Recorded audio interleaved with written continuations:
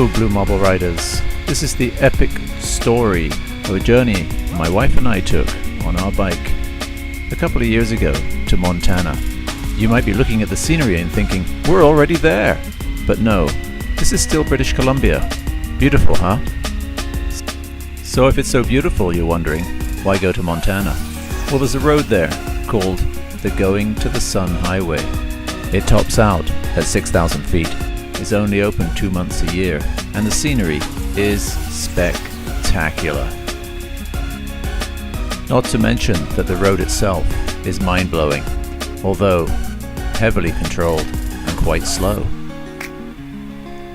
The best way to see the Going to the Sun Highway is on a motorbike, of course. It's narrow, it's windy, it can get congested, and so a motorbike gives you that freedom to get and skid along to the places you want to see.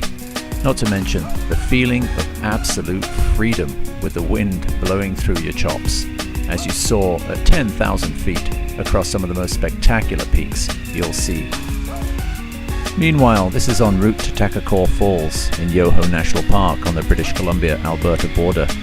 Well worth a visit. Absolutely staggering scenery.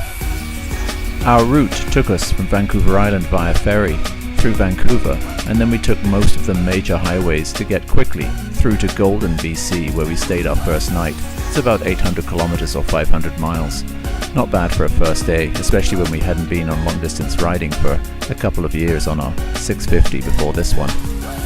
The next day we were headed off to Alberta, but this was definitely worth the stop. Clearing the Rockies, we descended into the prairies of Alberta. I had forgotten my GPS, so as you can see, I'm sitting there reading notes off my tank bag.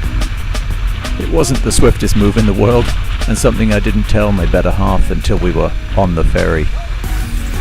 But she's so cool with things, it didn't rattle her at all. It's so lovely traveling with someone like that.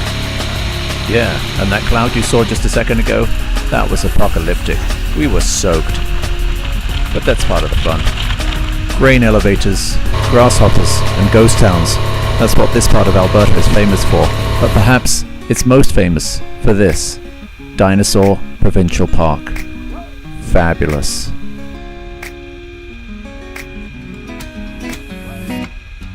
This is Waterton Lakes National Park, just before we cross the chief border crossing. I've always thought the Vstrom had a lovely three-quarter view. Sexy, almost. You're greeted by a beautiful lake, St. Mary's Lake, on your left-hand side when you enter Glacier National Park.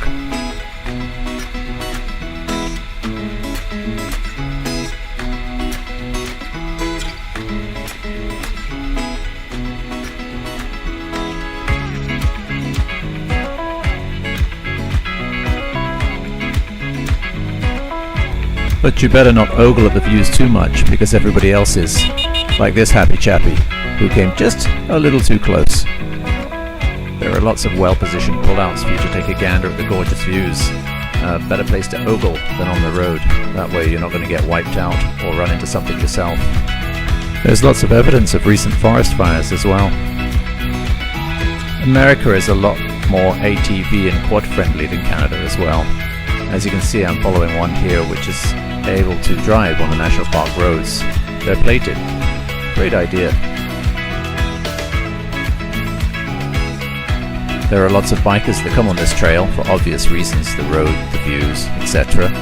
These two have come a long way. They come every year, they tow a trailer with their Beamer, and had a great chat with them. One of them lost his water bottle down the side there and almost was tempted to go after it.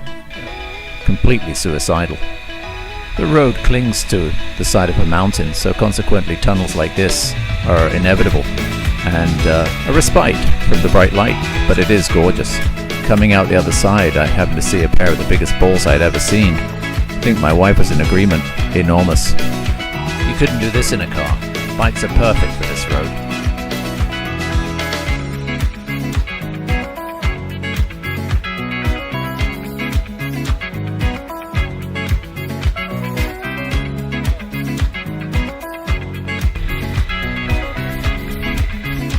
At over 6,600 feet, you're still safe from altitude sickness, but you are high. Going east to west, crossing Logan's Pass, the fun is not over. Staggering views abound, but be careful for the rockfall. You get close to the wall and there's lots of scree. Gotta keep your eyes on that when you're riding. Having a passenger taking pictures is always a good idea. My camera picked up a horrible rattle on my handlebar mount. God knows what that is. Anyway, we carried on down the other side, but as we carried on, we were taking our time. The day was getting longer and the traffic increased markedly, so get there early. I recommend staying at the Lake Madonna lodges. The cabins there are fantastic, right on the water. They got their own beer too. Beautiful. The next day, we got through Idaho and then out into Washington State, where there were some forest fires. Passing through those, we started to see more of those things with the big balls. I slowed down in case they wanted to run across the road or anything like that, but they seemed to be too chicken despite the ball size. Thank God.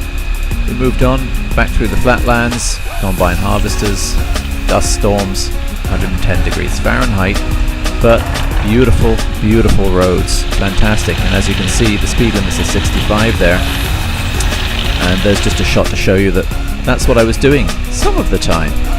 Gorgeous landscapes, almost western-like. Pulling into Leavenworth after those desert landscapes is quite a surprise. Got a few flicks here just of Leavenworth, a self-styled Bavarian village.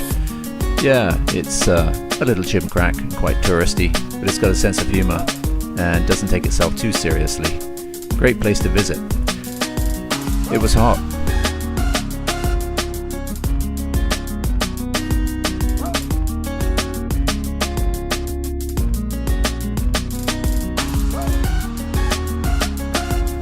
Leaving Montana and passing through Idaho, don't forget to stop at Sandon. It's a beautiful place on the lake there. If you can get a place in the hotel, great refreshing swim as well. And lastly, I'd like to thank my gorgeous pillion. We'll do it again. Different place, same bike, same people. If you like this, don't forget to click like and subscribe. And click on the little bell in the corner too to receive updates on new videos I release. I don't only ride street bikes, but I also ride Enduro as well. I do test rides, I do product guides, and all sorts of different things. I look forward to your feedback. This is the Blue Marble Rider, out.